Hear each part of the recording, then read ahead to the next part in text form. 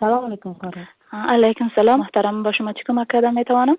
ما از پاکستان نو آمدیم، اوجا مهاجر بودیم، اینجا پس در وطن خود آمدیم. اینجا ماینه افتیده، طفلان بسیار زیاد خورده است. همینجا ماینه است، خدا نخواستم تجار نکنه، باز چی کنم؟ طفلم از بین برم چی کنم؟